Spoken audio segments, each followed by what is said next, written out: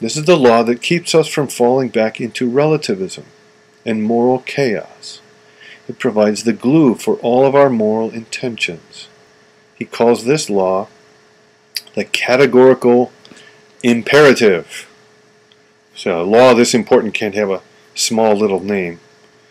So categorical means unconditional or absolute. No exceptions. Doesn't depend on circumstances. Imperative, the other word, means a command, a firm law, something that must be followed. So the categorical imperative is an unconditional rule that is firm and has the nature of a command. But notice, to command, you're commanding of yourself, not a command anyone else gives to you. Okay, what is this? Well, Kant describes this imperative in several ways. We're going to discuss two. Number one, he says, this is the rule of moral action. Ready? Act only according to that maxim whereby you can, at the same time, wish that it could become a universal law. All right, that's a head scratcher. Number two, act in such a way that you treat humanity, whether in yourself or in another, never merely as a means to an end, but always at the same time as an end. Okay, I'm going to scratch my head again. What's he talking about? Let's unpack these. Number one, act only according to that maxim whereby you can at the same time will or wish that it should be a universal law. Bob, the grumpy guy, feels like telling these people to take a hike. He hates poor people and has no desire to help them, yet he helps them. Why? What must have motivated him? If he was trying to be moral and was not motivated by selfish reasons, for example, wanting to feel good about himself after they left, or wanting just to get rid of them, if he was acting in a purely moral way, Kant says, he must have been trying, in his head, to find some rule or principle to guide his action. Right? This is the nature of human action. Whenever you act, you have some reason for acting. So Bob is asking himself, what's the reason I should have for acting in this situation? What's the rule I should follow? The principle Kant believes Bob had in his mind is this: act in such a way that your action could be a law. So Bob doesn't make laws, he's not a legislator, and yet Kant thinks, in a way, Bob is giving himself a law. It's not the kind of law that's going to lock you up if you break it, but it's the kind of law that if you break it, you'll hold yourself responsible, and you say you were not a good person when you did that. But it's still a law. It's not a feeling. It's a rule that you give yourself. So Bob is asking himself, what rule should I give myself? And Kant's general answer is, you should give yourself a rule that you could honestly say should be a law for everyone. So Bob isn't asking himself, what's the rule I should follow simply for this time and place? No, what's the rule? And a rule is a general thing that applies across different times and different places. So what's happening here? Bob is examining his intentions, the reason for his decision, and he's thinking of it as a law. And he's assessing it and evaluating it as a law. He's saying, if I told these people to go take a hike, is that the kind of thing that would be a good law that I would want everyone to follow? Something like this. When homeless people, or you'd make it more general, right? When people who are in need, poor people or people in need, approach you and you have the ability to help them, they approach you to help, you shouldn't help them. Would that be a good law? I think Bob would have to say, boy, that's what I want to do now, but I can't see how that would be a good law. I wouldn't want to live in a society where the rule is when someone who needs help approaches you, don't help them. That would not be a good law. So I can't make that my law. If I'm going to hold myself responsible for how I act, I need a rule. And if I see now that that rule isn't a good rule, then it can't be my rule.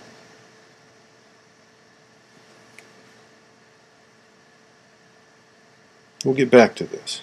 The second description of the categorical imperative also focuses on motives, but now with respect to others' wills. I'll read that to you again. Act in such a way that you treat humanity, whether in yourself or in another, never merely as a means to an end, but always at the same time as an end.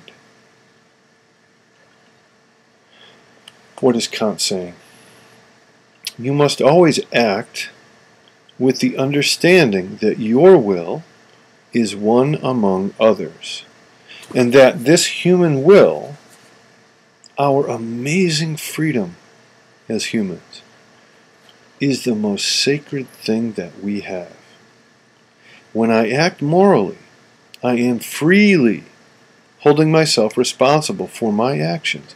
I am asserting my will to be good, even in the face of external circumstances, of feelings, of pressures.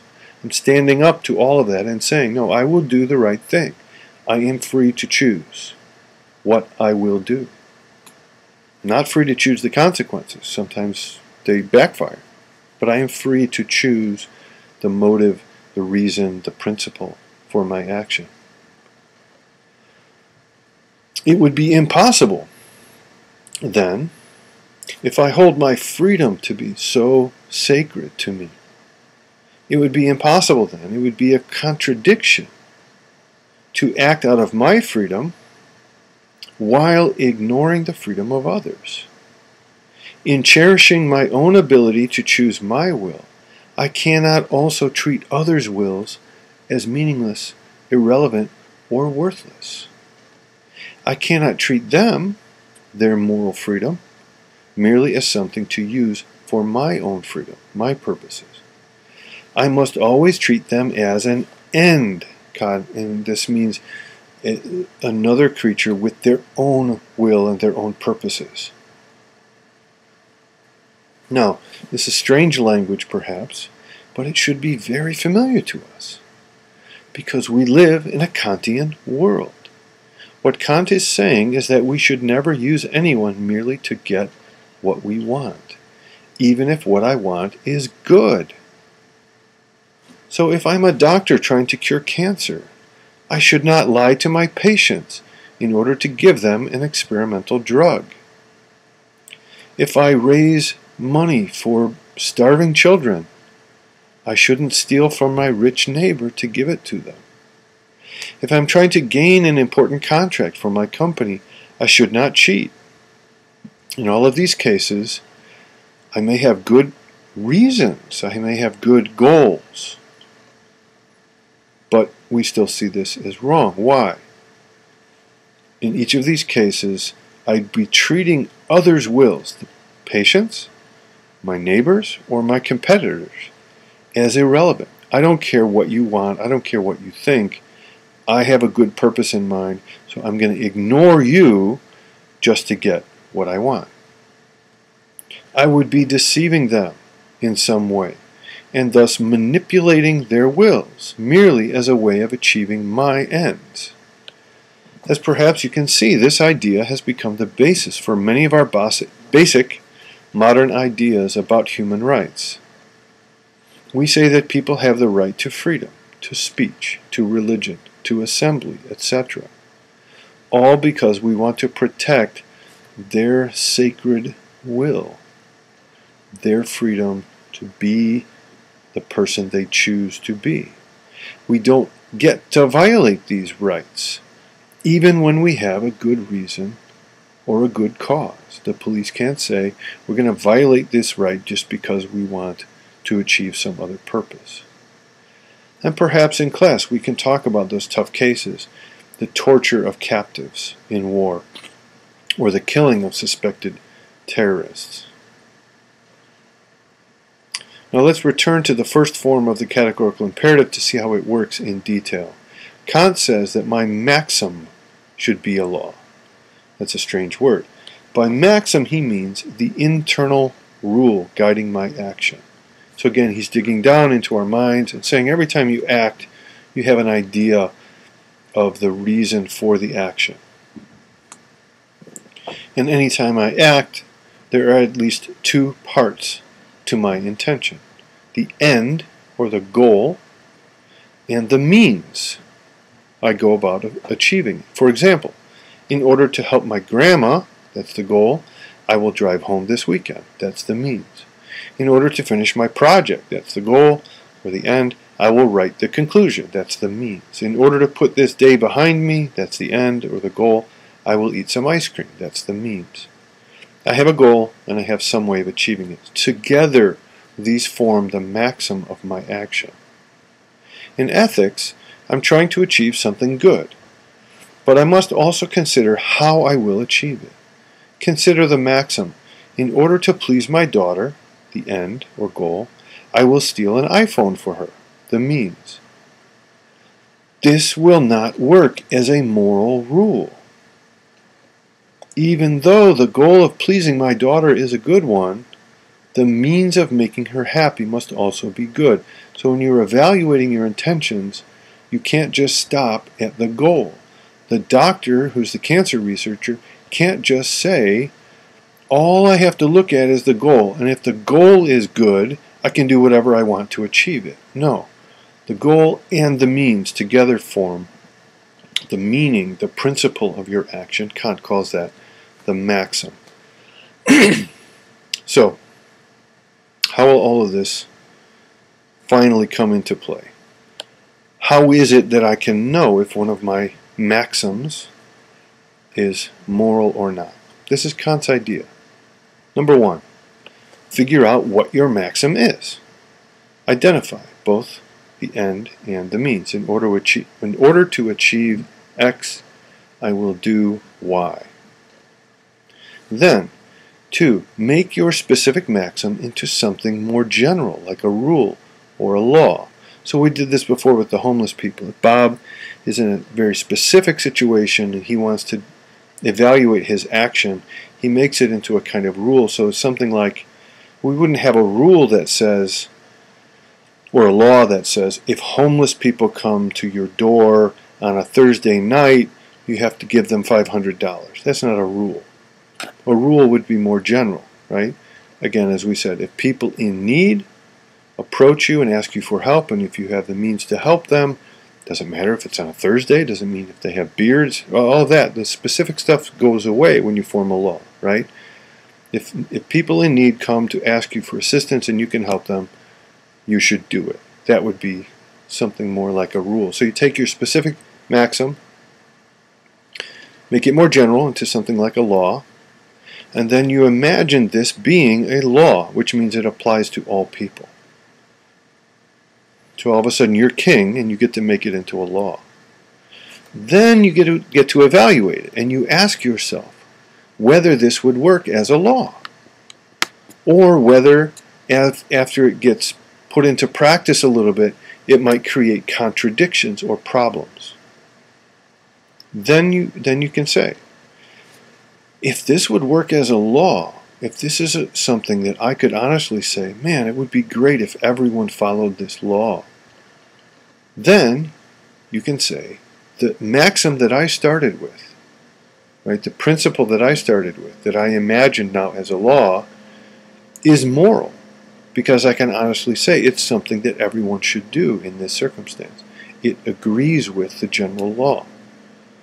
If, on the other hand, you find that this would not be a good law for people to follow, then, and this is Kant's point, you can't turn around and say, but it's okay for me to do it. Because you're holding yourself responsible for your actions. And the way to do that is to imagine your action as a law and test it and assess it as a law. And once you do that, if it breaks down as a law, it can't be a law for you. It can't be a motive for you. Or at least you can't say it's good if you choose to do it anyway. Now let's go to the second version of the categorical imperative. How would you use that to assess your motives?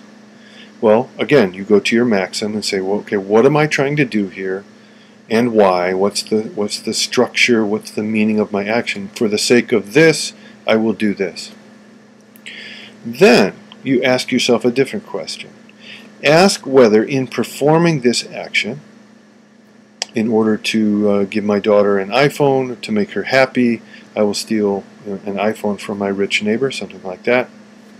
You ask yourself, in the performance of this action, will anyone else's will be ignored, violated, or disrespected?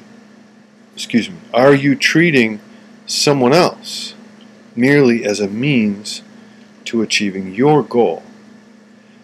If you honestly say, yes, in order to get that iPhone, I have to ignore the fact that my neighbor owns it, considers it his, and wants to keep it. I'm just ignoring that, and I'm taking it, right? His will and his purposes don't matter to me because I want the iPhone for my daughter. Well, you are, in performing that action, you are violating this basic principle that in every action you should treat the humanity, the will of another, as important as your own will, and never use it merely as a means to achieving your end. If, on the other hand, you can say, no, I'm not disrespecting anyone, I'm respecting everyone's will, and I'm not crossing that line at all, then you can say my action is moral. In sum, Kant provides a way of understanding what we do when we judge actions, when we judge ourselves, and when we try to do the right thing. He provides something like a formula for testing our own motives when we consider acting. We should not look at opinions, we should not look at feelings, we should not look at consequences or culture or family, etc. Now, these are very important in many other areas of our lives, but they are not relevant for judging the morality of an action. Instead, where do we look? We should look at our internal reason for acting, because we can control this, and because this is the most pure, direct expression of our free will. Our motives, our choices, Kant says, are ours alone. We can choose what we want. From this perspective, from this pure source within, Kant says, we can try to be good by demanding of ourselves, autonomously, that we act in a way that is lawful for all, and which respects the freedom of all. Trying to act in this way is what Kant, and he thinks what most people call duty. This is what Bob was doing when, all of his feelings to the contrary, he still asked himself, what rule should guide my action? And which one of my intentions would be a good law for all? And then he held himself to that standard. He acted out of duty to the moral law and not from any other motives. Thus, what he did was good. Even after that homeless group took all of his money and went to a Kesha concert. Waste of time if ever there was one. Thank you for your time. I look forward to our conversations about Kant, whose ideas are profound and strange and very familiar at the same time, and who will provoke great anger from many of you and great respect from others. And I hope that by the end of the week we all have a good sense of what Kant can offer us in terms of reflecting on the meaning of ethics. See you soon.